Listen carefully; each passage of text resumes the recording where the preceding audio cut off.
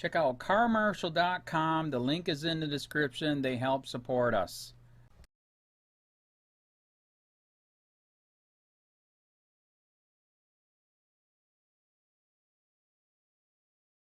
Watch, taxpayers held liable after cops beat elderly deaf man because he couldn't hear them.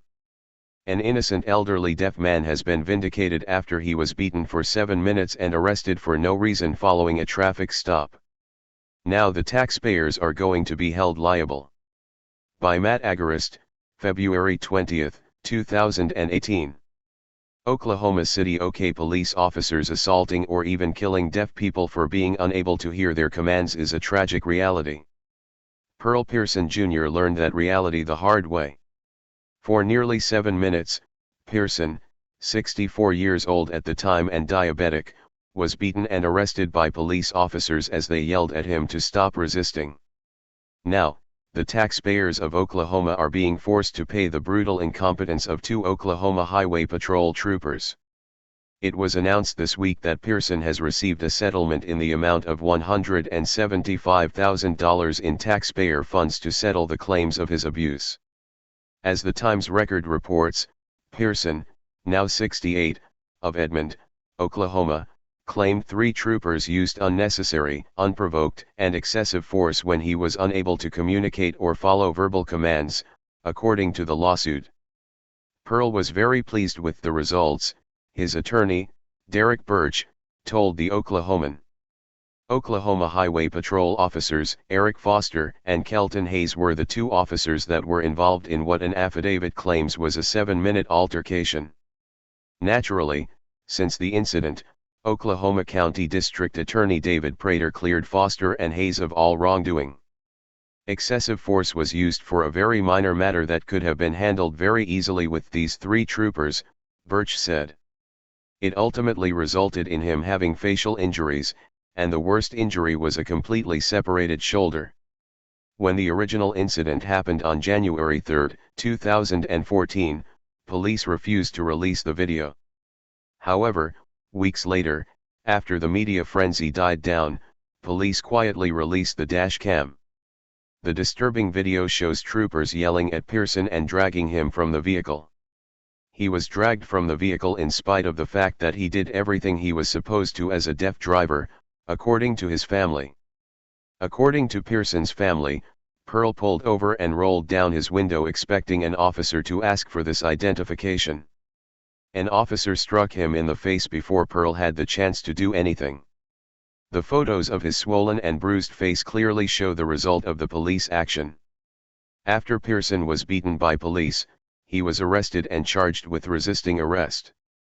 He was thrown in jail, and, according to his family, an interpreter was never provided while Pearl was under the care of law enforcement. Not during the booking, hospital, or time at the jail was an interpreter provided even though Pearl requested one. Pearson was sitting in a jail cell, battered and bruised, and had no idea why.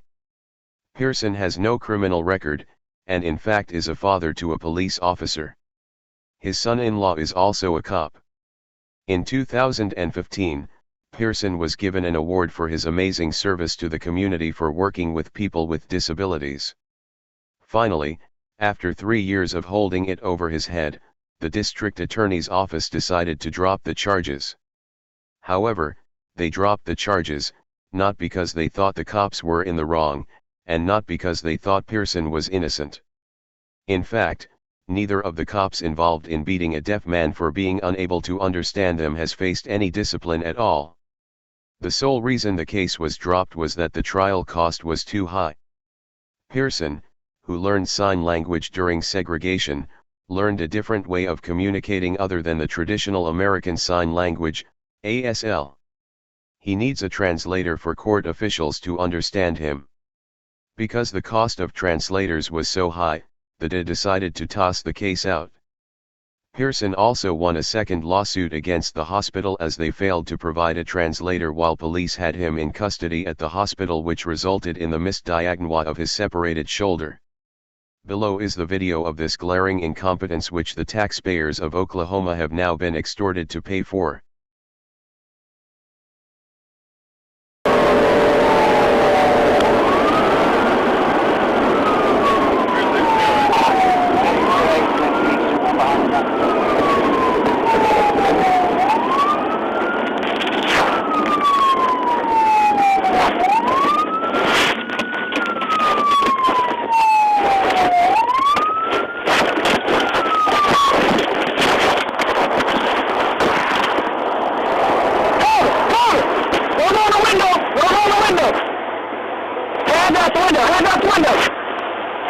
window. Both hands off the window.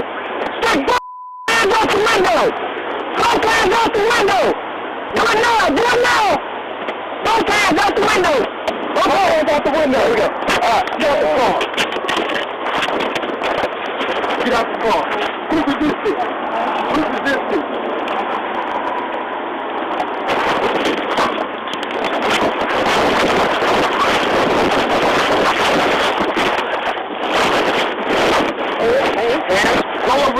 Roll over on your stomach. Roll over on your stomach. Roll over.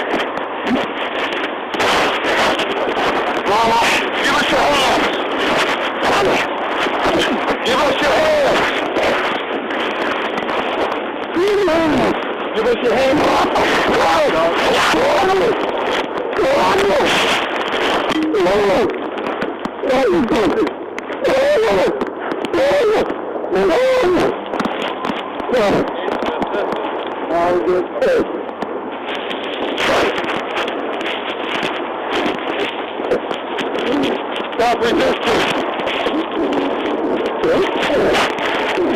Alright, you good? You good? You got it in.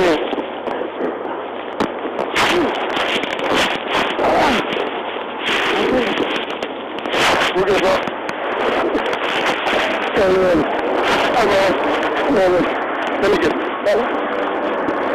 Give us your hand. Give us your hand. Put them behind the wall. Stop resisting. Stop resisting. Give me your hand. Give me this. Hand.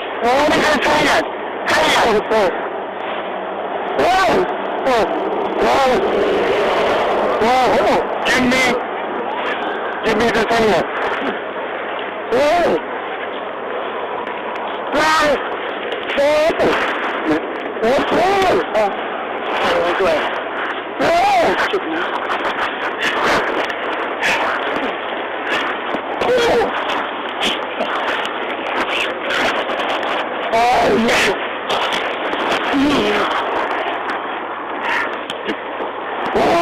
You want to answer me? Give us your hands. Give us your hands. We're not talking. Give us your hands.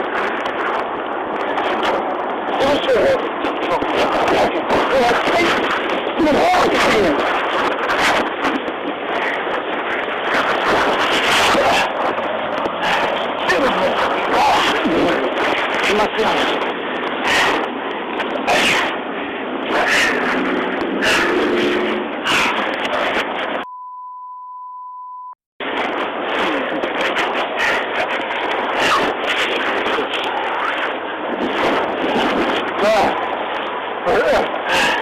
Roll over. On your stomach. Roll on your stomach.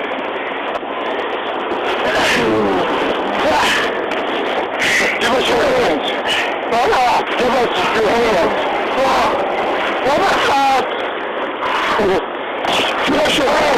Give us your hands. Give us your hands.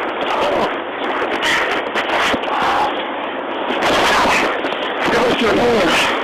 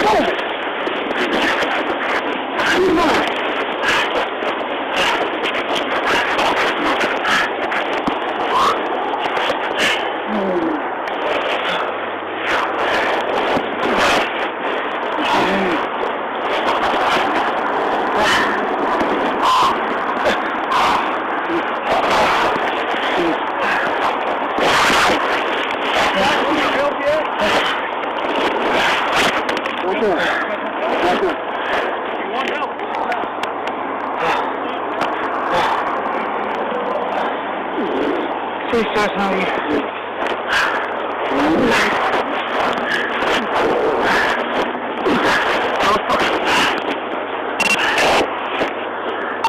Please start smoking.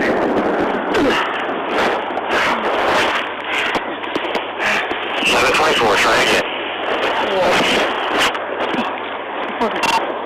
No. What? We're okay. 24. 48.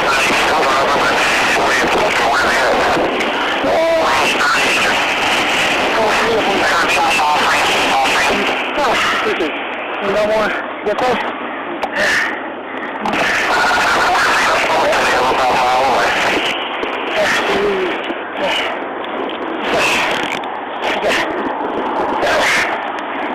Yeah, Charlie, go ahead, mile away.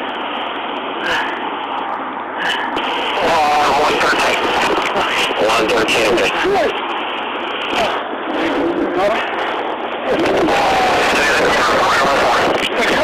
We'll be high for you. Calm down. Yeah, 53, okay. Still need to keep moving hands further.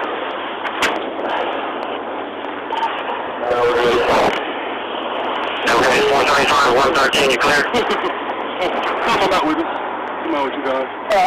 113 clear.